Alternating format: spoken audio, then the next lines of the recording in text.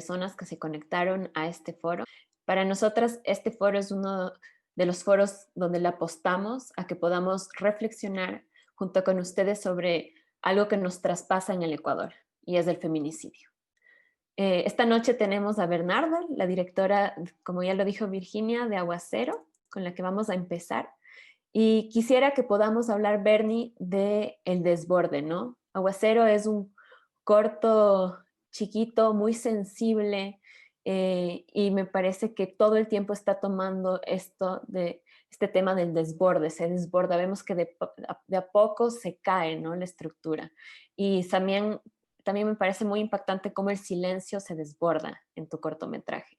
Quisiera que nos cuentes un poco más de cómo surgió esta idea y qué significa también ser una directora mujer ecuatoriana que además dirige animación en stop motion, que no es muy común y que nosotras programando el festival nos dimos cuenta, ¿no? No existen muchas animadoras aún que estén haciendo, ¿no? Animación y stop motion. Entonces te doy paso para que nos comentes. Chévere, gracias Anaís y también gracias a todas por conectarse. Sí, de hecho, cuando empecé mi corto, que era mi proyecto final de la carrera, justo lo que más se me venía era como esta sensación que yo quería transmitir, que es exactamente lo que tú dices, y creo que así empezó todo, que era esta sensación como de ahogo, y creo que era por muchas cosas, muchos factores que yo quería transmitir eh, esto, que no es un ahogo que vienen así de las relaciones o de relaciones de dependencia tal vez, y que era como una sensación que yo sentía mucho y que buscaba, identificaba un montón. Y en algún momento yo tenía una amiga muy cercana que escribía mucho y entonces ella me pasó un cuento corto que ella había escrito y lo volví a leer y tenía exactamente esa misma sensación que yo quería transmitir y también hablaba de una historia de una familia, era súper parecida, entonces yo quise basarme en mi cortometraje en esta. Mi amiga se llama Andrea Tapia y entonces con ella, a partir del cuento que ella escribió, yo me inspiré para hacer Aguacero. No lo hice tan literal como ellas, lo hice como una adaptación, pero era justo esa sensación de ahogo, de que poco a poco se desborda todo, de la lluvia que penetra, de como esta sensación del agua que penetra hasta ahogar toda una situación y que se desborde y que ya no puedes hacer nada. Entonces sí, eso, qué chévere que lo hayas visto porque sí fue algo súper importante para mí, fue el proceso creativo desde que empecé y también usando un montón de asociaciones con símbolos que traté de desarrollar. Y sí, a mí, yo cuando estaba estudiando animación me encantaba mucho el stop motion porque era hacer cosas con las manos, que creo que también no sé, era muy particular para mí y, y entonces como que no me gustaba mucho estar en la computadora, entonces creo que por eso empecé a hacer animación stop motion y me encantaba un montón. Y también esta cosa que tiene como magia, que las cosas o sea, cosas que tú puedes palpar, empiezan a tener vida. Eh, y sí, en ese sentido, ser, digamos, de la segunda pregunta que me preguntaste, ser directora ecuatoriana, la verdad es que no he hecho un poco de proyectos más, pero sí ser animadora es bastante duro porque es un trabajo súper duro y que sí se necesita como un equipo de apoyo. Entonces he podido hacer otros proyectos chiquitos, pero claro, esa es la limitante de la animación, que siempre se pueden hacer proyectos chiquitos porque ya los proyectos grandes demandan mucho más producción, mucho más dinero, gente que para poder llegar a ser un proyecto grande. Entonces, igual yo en la universidad me empecé a encantar mucho el formato del cortometraje también y es también todo un mundo, ¿no? El cortometraje me gusta mucho porque son historias chiquitas que se les puede ver y asumir bastante rápido. De hecho, este cortometraje Carne, que también está en el festival, es algo que también me resuena muchísimo y me encanta. Entonces, sí, es un formato súper lindo y tiene esta magia que a mí me encanta. Muchas gracias, Bernie. Y eh, Déjame decirte que tu corto es de esos cortos de animación que son tan sensibles que cuando que te mueven muchas cosas, ¿no? Y algo que me impresiona es el silencio, ¿no? Cómo el Ujú. silencio se desborda y en función de esto quisiera que podamos iniciar la conversación. Hemos puesto a este foro Tocan a una, respondemos todas, porque desde hace una década nos cansamos del silencio que significa el feminicidio, ¿no? Una de las formas más extremas de violencia que significa quitarte la vida, ¿no? Y frente a esto, nosotras como Festival X hemos visto la necesidad, además de no solo la importancia, sino la necesidad de colocar una película sobre feminicidio que además habla desde la víctima en primera persona, ¿no? Normalmente cuando se habla de feminicidio se habla como una tercera, como a ella le pasó a ella.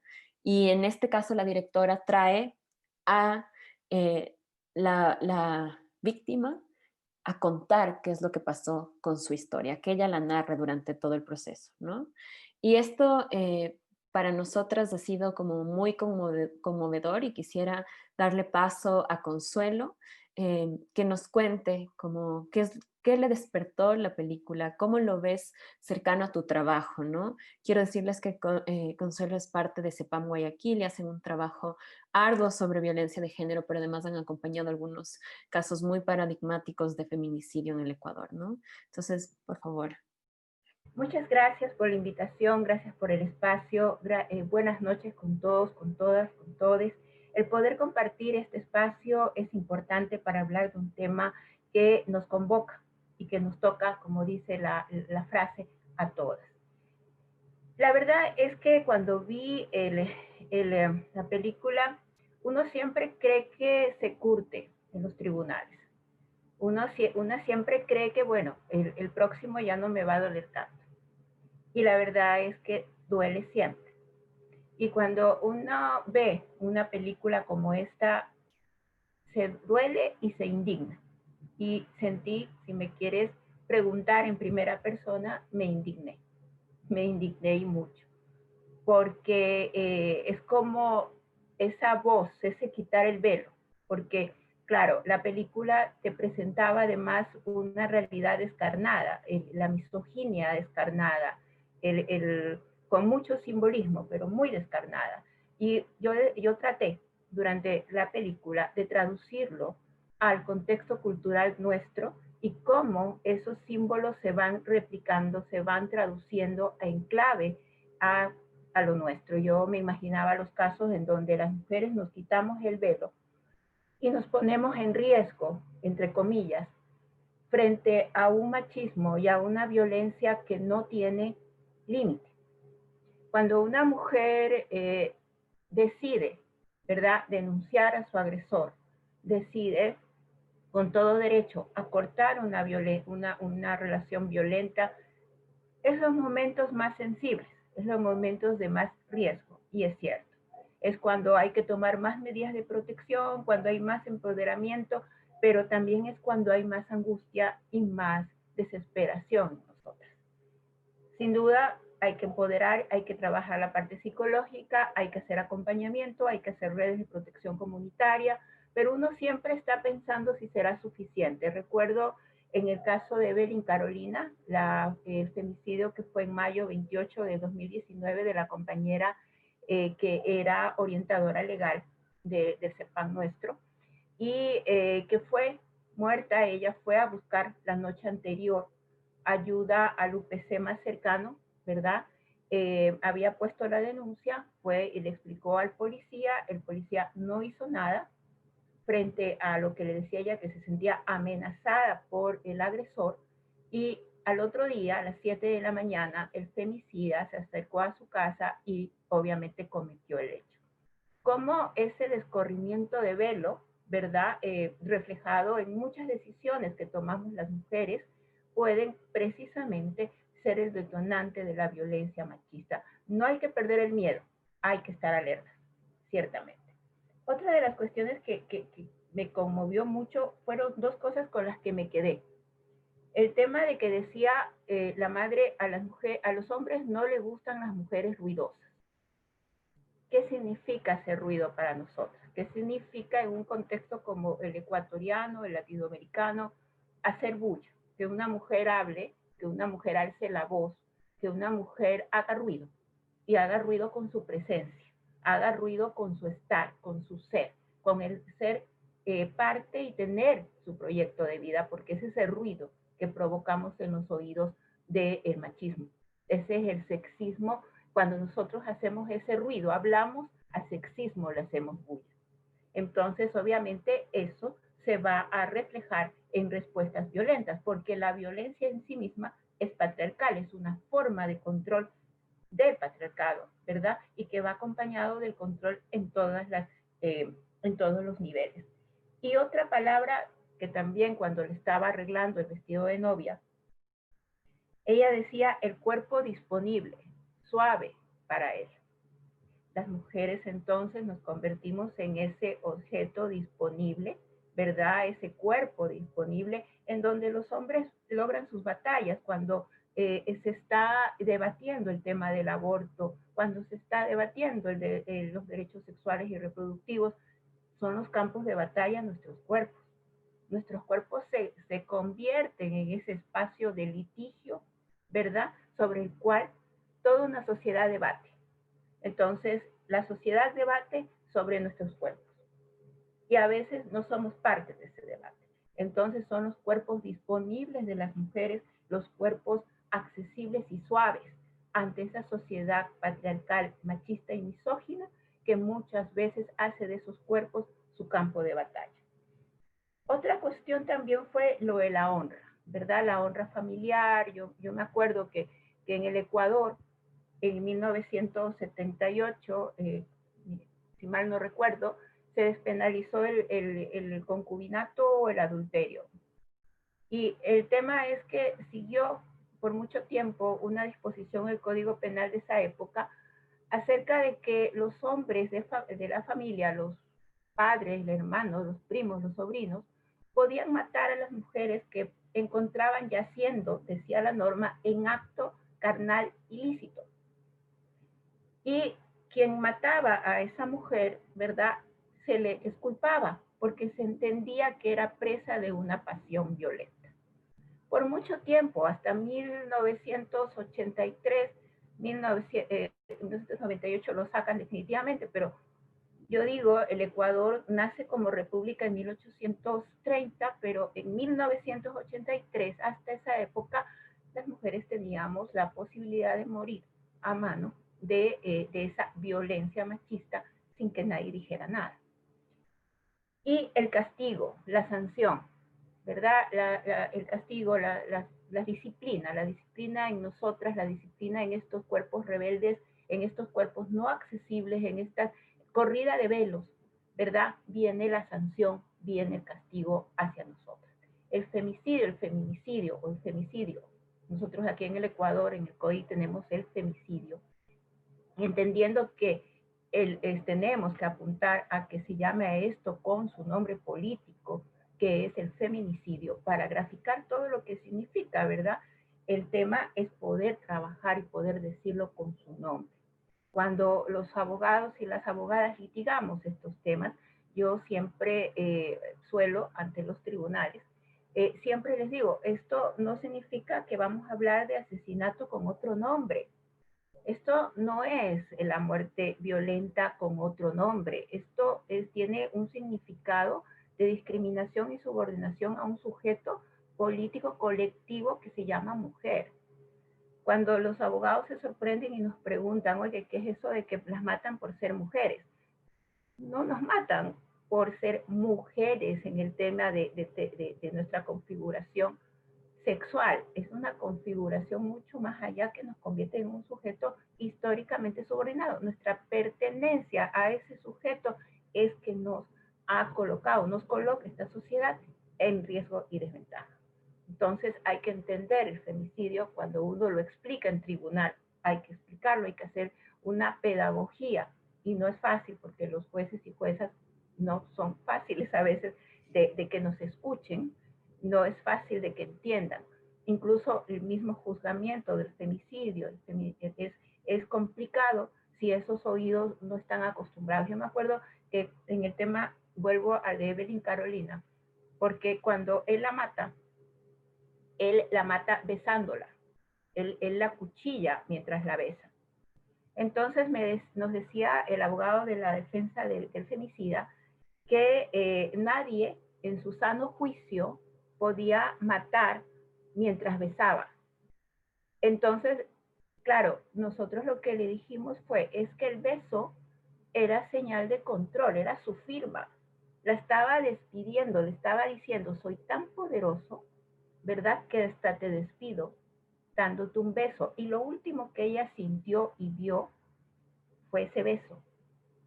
Y él la dejó, para él, en su psiquis, la dejó encerrada en ese beso.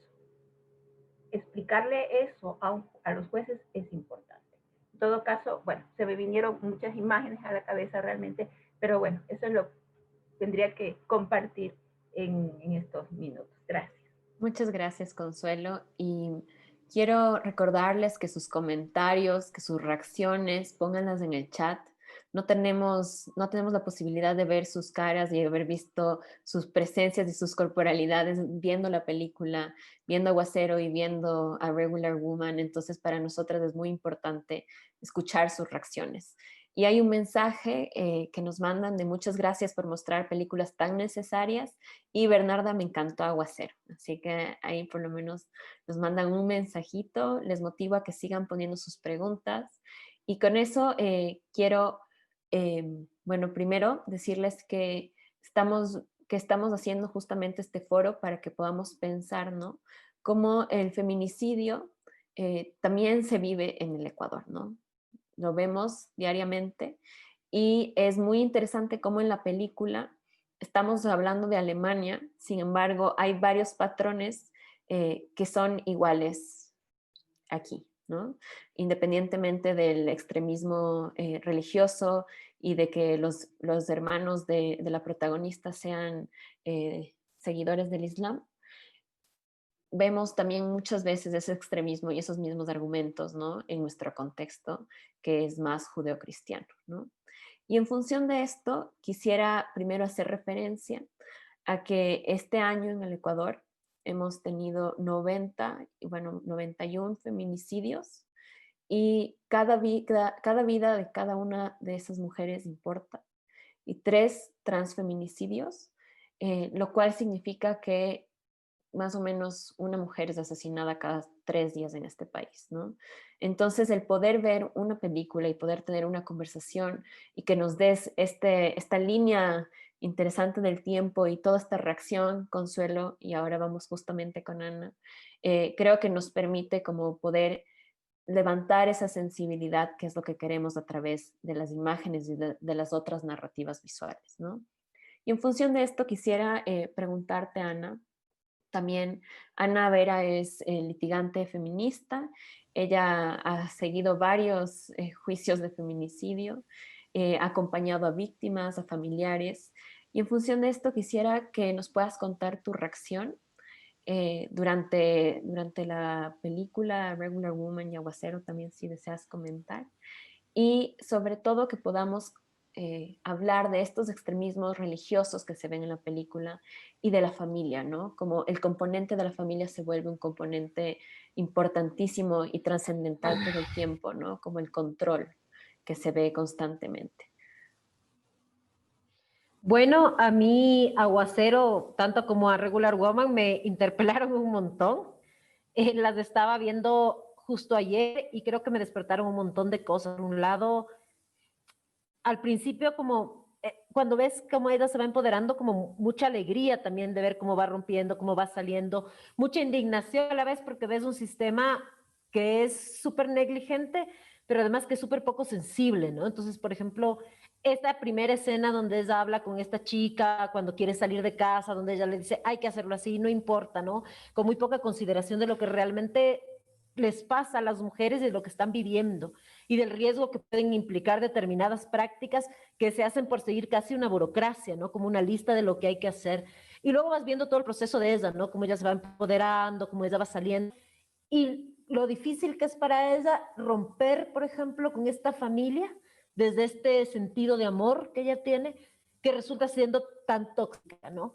Y a mí me hace pensar en el amor romántico en general, ¿no? Y en cómo también aprendemos del patriarcado desde muy niñas, desde la familia, porque nos criamos en estos espacios familiares, aprendemos del amor a partir del condicionamiento, a partir de la manipulación, que es lo que a ella les sucede, no solo cuando les llaman a insultar, sino cuando le está sufriendo. O sea, hay determinadas escenas, o sea, muy pequeñitas donde se mira esto, ¿no? Donde se mira no solo el insulto, sino como la presión sobre él a partir del amor que ella siente, ¿no? A partir de este deseo que ella tiene de pertenecer, de ser parte de estar con su familia, ¿no? Y me llevaba a esta reflexión de cómo se van construyendo a veces estos vínculos tóxicos y cómo es a partir, como es a partir de esta estructura que en muchos sentidos puede funcionar de esta forma, no siempre, como a veces eso no en determinadas formas de amar que son sumamente complejas, ¿no? Sin con eso querer en ningún punto decir que ella es responsable de absolutamente nada, ¿no? Pero mostrando la complejidad de vivir violencia en el espacio donde sientes que debería ser amada, con la gente a la que amas también, ¿no? Por otro lado, se me despertó sobre la complicidad, ¿no? Y sobre la falta de estos aliados también de mojarse el poncho, ¿no? Entonces, la figura de su hermano al que ella quiere, al que ella dice que es su único amigo, siempre diciéndole, tienes que irte, te van a matar, te van a pasar cosas, pero nunca ayudándole a irse, aún cuando comprendía, porque desde su vivencia concreta, él también es un hombre musulmán, todo lo que implicaba para ella irse, ¿no? No solamente romper en el sentido más sentimental, sino en el sentido más práctico, material. Entonces, eso era lo otro que me llamaba mucho la atención, como esta incapacidad para mojarse, ¿no? Para meterse entero, para hacer algo por su hermana, aun cuando sabía todo lo que sucedía también alrededor, ¿no? Que me parece que hace alusión justamente a estas posturas cómodas que muchas veces tenemos también y que dificultan esto, ¿no? Y lo que decías, Ana, el extremismo, me parece que es súper importante también mirar cómo esto pasa en muchos espacios, sí, también en los espacios religiosos aquí, judeocristianos. Vemos todos los días mujeres son encerradas por sus padres por ser lesbianas, personas que son encerradas por sus padres por este tipo de prácticas, ¿no? Como la misma familia es la que te obliga a volver con el agresor. Eso es aquí una práctica súper cotidiana, ¿no? La que te juzga, la que te dice los hijos, la que te dice cómo es ser una buena mujer, ¿no? No todas las familias, pero muchas sí. Como esto también es un círculo que te va encerrando, ¿no? Y el cual es súper difícil romper justamente por todos estos afectos que se mezclan. Me parece que eso es como también súper importante mostrarlo. Pero pensaba también el fundamentalismo en otro sentido, en el sentido de estas instituciones tan fuertes que existen en el patriarcado y que sostienen el patriarcado capitalista, colonialista, racista, que todos sabemos en qué vivimos, como la misma familia, ¿no? La familia es una institución incuestionable de la cual decir cosas es complejo. O sea, yo, por ejemplo, pienso cuando hablo de violencia sexual y digo el lugar menos seguro para las mujeres y las niñas es la casa, la gente tiene esas reacciones de sus ojos, de pensar cómo pasa la familia, cuidado con eso, ¿no? Entonces, como también hemos generado y vivimos con estas ideas tan idealizadas de las instituciones patriarcales como la familia, que sí puede ser otra cosa, por ejemplo, no digo que no, pero que efectivamente en muchos casos en nuestras sociedades es esta misma familia tóxica que no te permite romper, ¿no? Y cómo tenemos estos imaginarios tan arraigados también que es difícil nombrarlo y que fuerzan a las víctimas al silencio, ¿no? A los secretos familiares, a todas estas cosas que son muy complejas. Entonces me generó muchas cosas, me gustó mucho que es hablar en primera persona, me pareció espectacular la imagen, la forma como lo manejó. Y me gustó también la otra personaje, justo se me fue su nombre, la que era novia de su hermano Nuri, ¿no? Y ella como rompe y el miedo también que siente. Me interpeló mucho sobre lo que de verdad pasa también con otras que vemos esa violencia, que tal vez la vivimos, que tal vez no sabemos bien qué hacer y que nos da profundo miedo, ¿no? Y a la vez esta escena donde su madre la acompaña, que es como la escena de sororidad, ¿no? Y donde además se mira concretamente al final, cuando ella dice, pero no ganaron porque no se quedaron con mi hijo, también como desde esta nueva otra construcción y desde la posibilidad de romper, hay la posibilidad de construir otras cosas, si ya no para nosotras, porque ya no estamos, porque ya no están, sí para las que quedan, pero además para nuestra gente cercana. Entonces, todo esto me levantó todas estas reflexiones, me gustó mucho, la verdad. Muchas gracias, Ana. Creo que en función de estas últimas palabras que tú has dicho, nosotras Creemos que, ¿no es cierto?, cuando hay este final de la película donde hablan todas las aliadas que va consiguiendo en el camino ella, que son básicamente quienes levantan el juicio, ¿no? Responde también a una consigna feminista que está muy presente en las calles, que es tocan a una, respondemos todas, ¿no?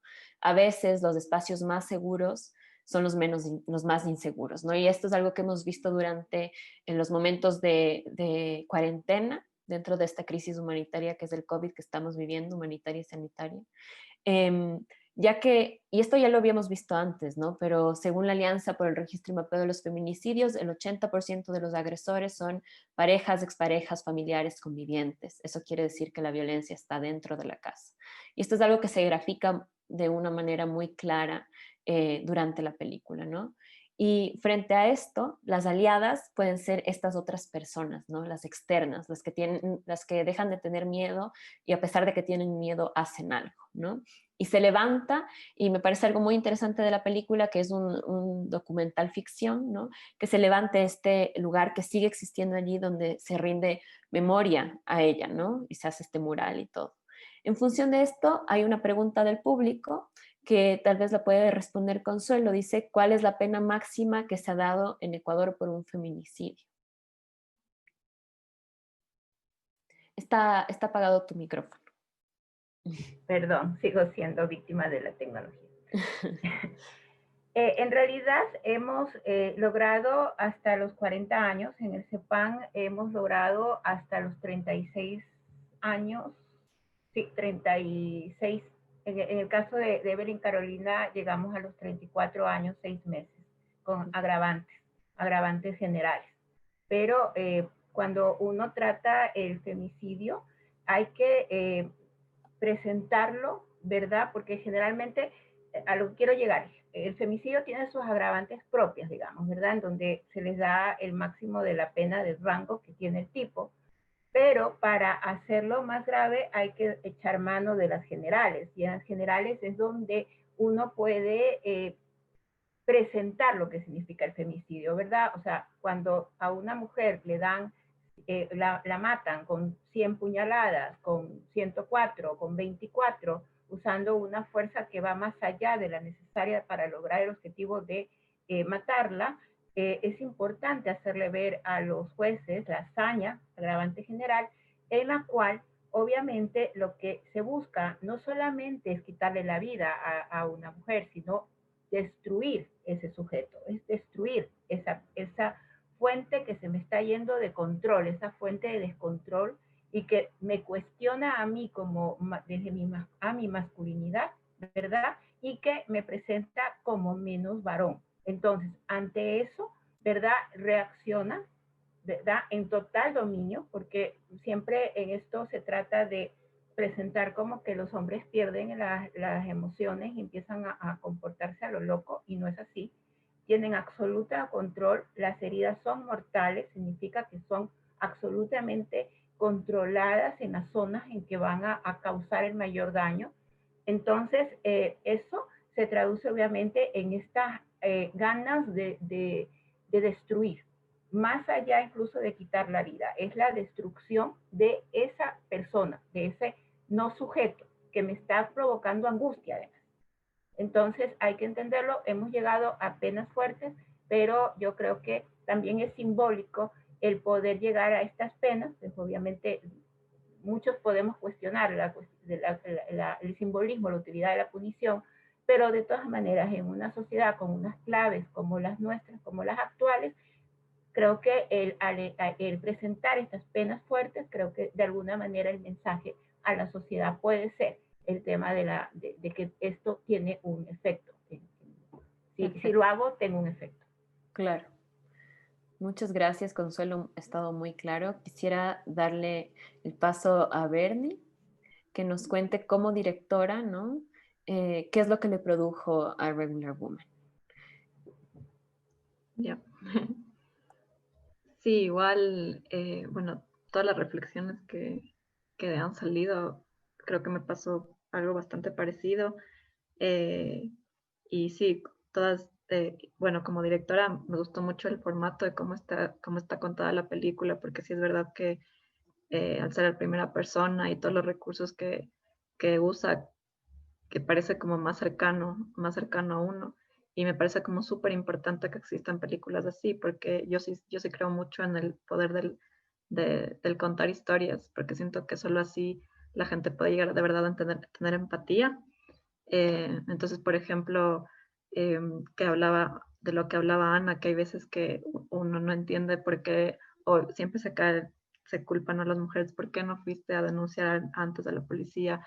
Y no se entiende de verdad el proceso psicológico que hay detrás, que la deconstrucción súper fuerte que hay que hacer para poder irse a encontrar la familia, que es lo que te sostiene desde que eres pequeña, que no tienes ningún piso.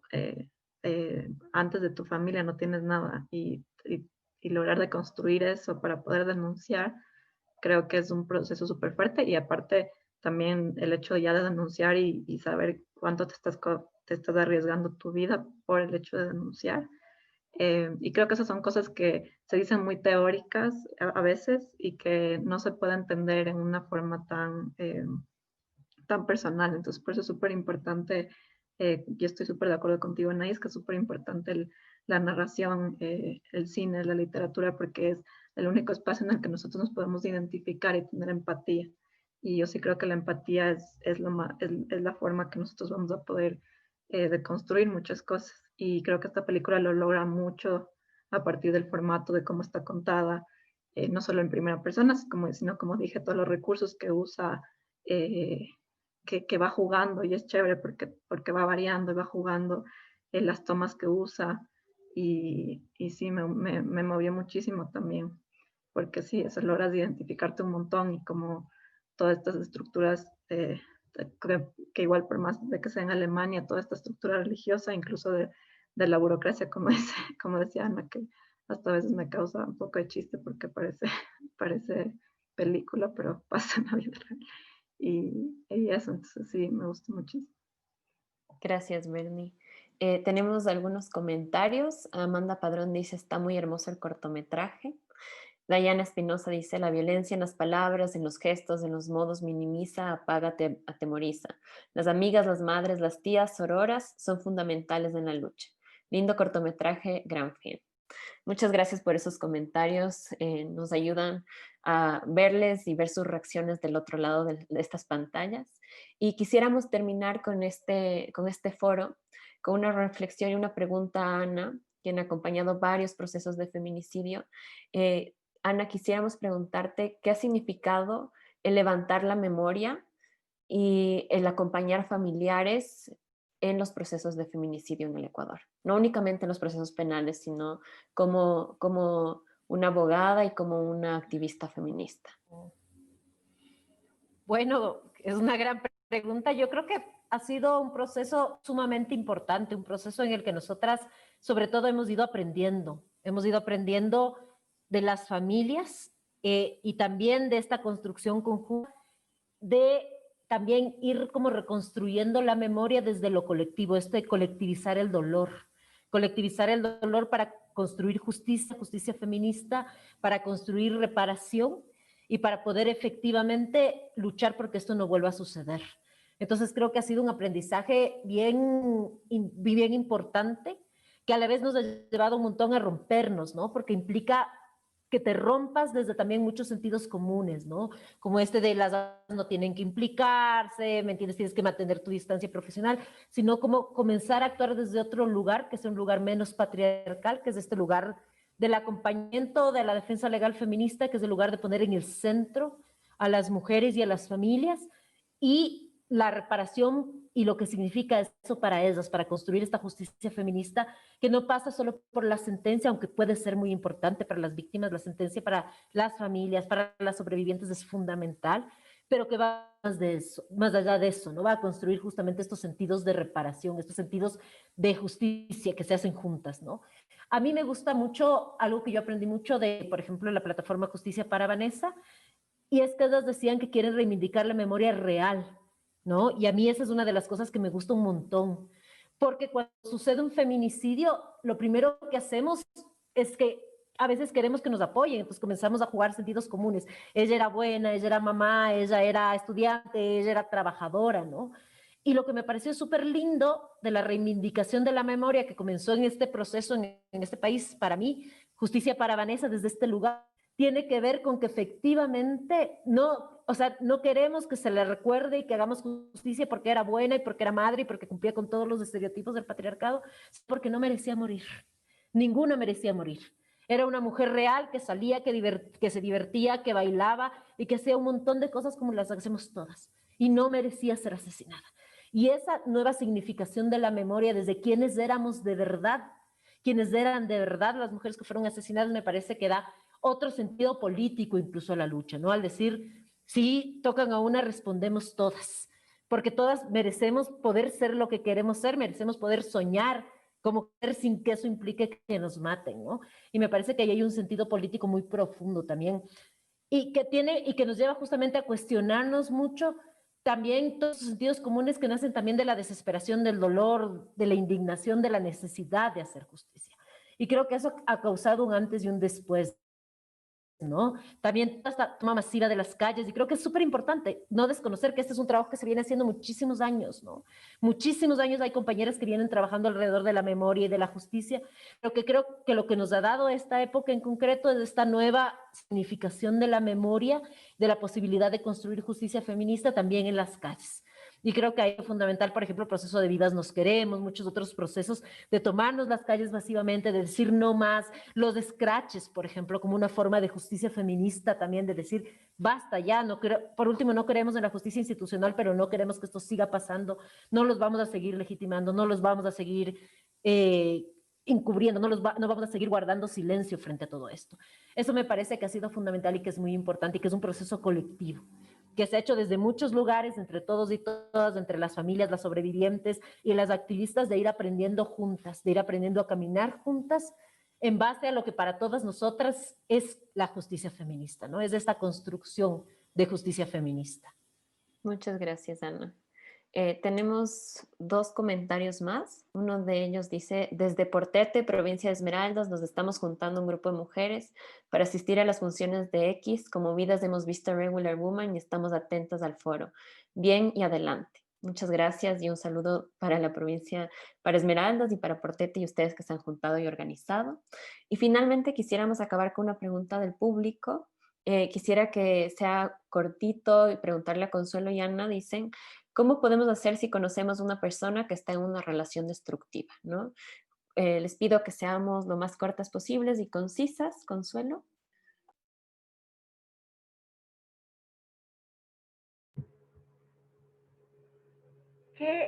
Bueno, siempre las respuestas son complejas. Yo diría, así como en resumen, primero, no dejarla sola, no que se sienta ese acompañamiento en redes, ese acompañamiento desde la sororidad, desde poder no verse con otras, con otros, que sienta, porque la violencia es eso, ¿no? La violencia va como aislando y cuando las mujeres se sienten más solas es cuando pueden ser más vulnerables. Entonces, no aislarse.